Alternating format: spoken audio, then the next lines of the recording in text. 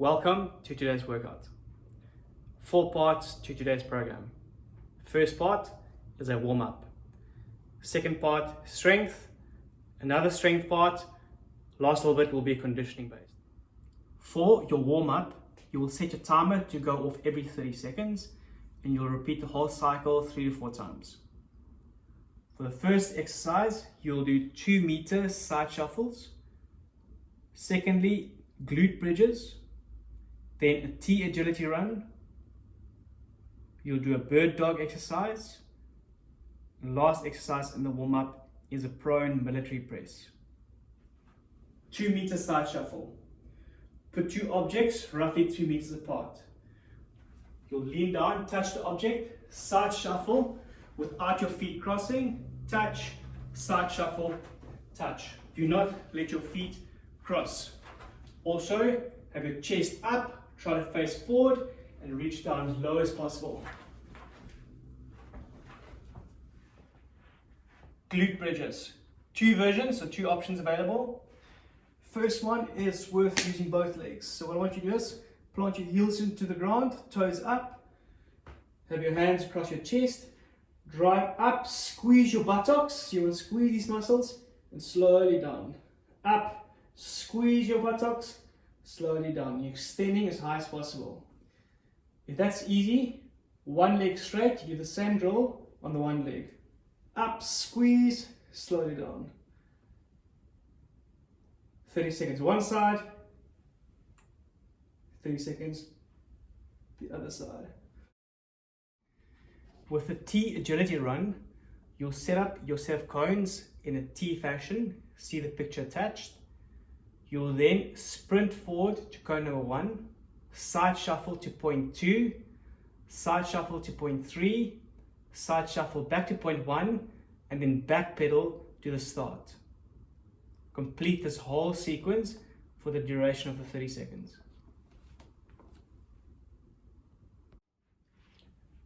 Bird dog exercise, you'll go 30 seconds on the one side, 30 seconds on the other side. Left leg, right arm. One kicks back, one kicks forward. Up, squeeze buttocks, back down. Bring your knee to your elbow and you keep going up with a slight pause at the top and down. Pause at the top and down. After 30 seconds, change arms. Thumb pointing to the ceiling. In the front, right hand, left leg. And then left hand, right leg. 30 seconds on the one side, 30 seconds on the other. Prone military press. Tuck your chin in, thumbs up, squeeze the muscles between your shoulder blade, drive up and squeeze. Up, squeeze. For the first strength part, there are 2 movements. You'll do this in an EMOM style fashion. EMOM, every minute on the minute for 10 minutes. During the first minute, you'll either do 10 barbell deadlifts or 20 kettlebell deadlifts. On your even minute, you'll either do handstand push-ups, handstand holds, pike push-ups, or wall walks. For the first minute, you will do deadlifts. Depending on which weight you've got available, you will choose how many reps you can manage in that minute. Obviously, the heavier you go, the fewer reps you'll do. The lighter you go, the more reps you'll do. You only have a minute to get through the deadlifts, so choose your weight appropriately. Option 1, barbell deadlifts. So you've got a deadlift over there, barbell deadlifts from the side. Back in that neutral position, drive your hips backwards, feet under your hips, go down with the barbell mid-shin, and drive back up. You should feel this in the back of your legs and your back orbit. It is a back strengthening exercise. You might have a dumbbell or a kettlebell, like that. Same principles apply. Back arch, drive hips backwards, touch the ground and lock out. Touch the ground, lock out. Lastly, if you don't have anything like that, you can use a backpack, load it up nice and heavy. With the deadlifts, you can go nice and heavy. Same thing applies. Go down, touch the ground, back up. Most important part, your back stays in that neutral position. Drive backwards and you do not allow your back to lose position. During your second minute, you'll either do wall walks or a variation of that, pike push-ups, which is inverted push-up, handstand holds, or handstand push-ups. Alright, these are the walkouts. Okay, feet on the bench, walk yourself as close to the bench as possible, and walk yourself forward again. Walk yourself back as close to the bench as possible, and walk yourself forward.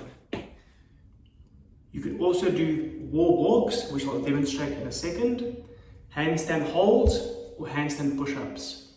A couple of cues here: when you are upside down, you want to actively push the floor away from you. So imagine pushing the floor away from you, active shoulders. You also don't want to arch your back too much. You want to put your ribs and hips together, but push your chest forward. Here are the 3 movements. Wall walks. Get as close to the wall as possible, and then walk it back down.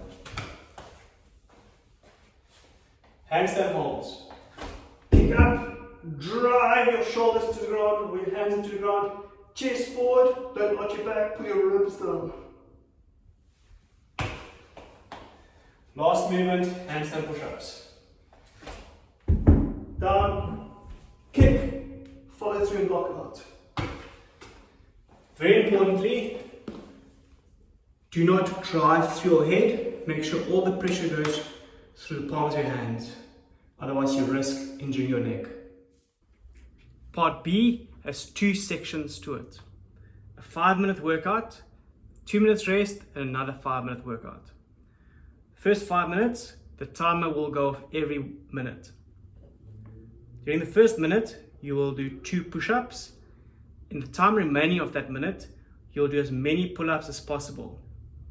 As soon as the timer goes, you'll stop, then you'll do 4 push-ups and do as many pull-ups in the remainder of the second minute. You will continue in this fashion until you reach 10 push-ups in the 5th minute and as many pull-ups as possible in the remainder of the minute. There is a little twist to this workout. So during the first minute, you'll do 2 push-ups and as many pull-ups you can manage. You can only do so many pull-ups. So whatever time you've got left and you start failing at the pull-ups, you now start doing bent over rows. So your first minute will look like this: 2 push-ups, max pull-ups, and bent over rows. Second minute, 4 push-ups, max pull-ups into bent over rows. Third minute, 6 push-ups, max pull-ups, and then bent over rows, and you continue in this fashion. Obviously, you will have less and less time to do your pull-ups and bent over rows as the timer progresses. After the 5 minutes, give yourself 2 minutes rest. You'll then start the second 5 minutes. You'll do this drill in reverse. 2 pull-ups in the first minute, followed by max push-ups in the remainder of the first minute. Then 4 pull-ups in the second minute, followed by max push-ups in the remainder of the second minute. Once again, you can only do so many pull-ups and you'll probably be fatigued by this stage. So if you get to 6 pull-ups, for example, and you cannot get to 6 pull-ups, you will do the balance of the 6 pull-ups as bent over rows. For example, if you fail at 3 pull-ups, you have 3 bent over rows left to make up 6. If you're on the reps of 8, and you only get to 3 pull-ups, you do 5 bent over rows in the remainder of the minute. Obviously adding the push-ups to that minute as well. Part C is an AMRAP of 15 minutes, so as many rounds as possible in 15 minutes. You'll do the following exercises: 10 alternating dumbbell snatches, 10 box jumps or step ups or over an object squat jump, 10 dumbbell clean and jerks, 10 odd object squats, and 10 reverse crunches or abdominal leg raises. Once you've completed a full cycle of all these exercises, you'll keep going and complete as many rounds as possible in 15 minutes. Alternating dumbbell or odd object snatches. From the ground, straight overhead, change hands, ground, straight overhead. Other change hands going down, or change hands on the ground. Just side view, keep your back in that neutral position. Use your legs as much as possible. Okay, if you do not have a dumbbell, you can use an odd object like a sandbag or a heavy backpack. Then you'll use 2 arms on the ground,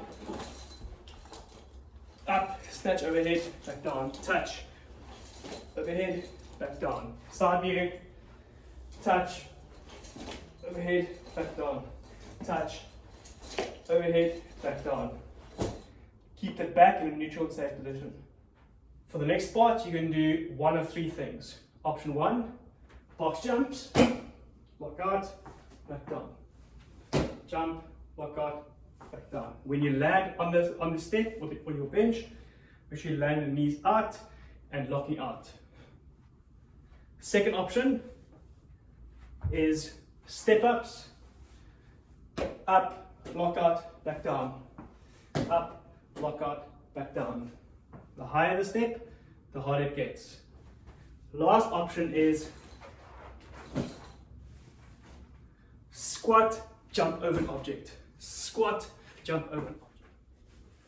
Dumbbell clean and jerks. With this one, instead of going straight overhead, you'll clean it up to your shoulders and then drive it up from there.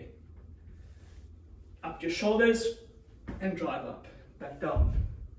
Drive up your shoulders, overhead. It's clean and jerk. From the side, shoulders up and down.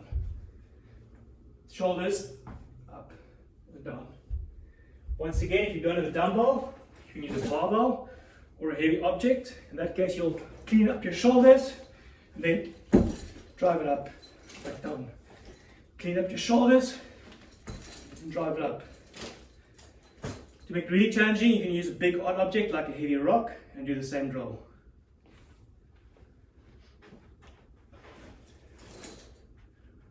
Odd object squats. So the idea behind the odd object squat is that you find an awkward holding weight and you're either holding one side or the other side, but it should not be comfortable or even hugging it. For example, a heavy backpack, either on the one side and you're doing 10 squats, and you can change as you size you prefer, or like I mentioned earlier, a heavy rock, holding onto a rock, we're doing squats, or if you've got a dumbbell, holding it one side and squatting up and down.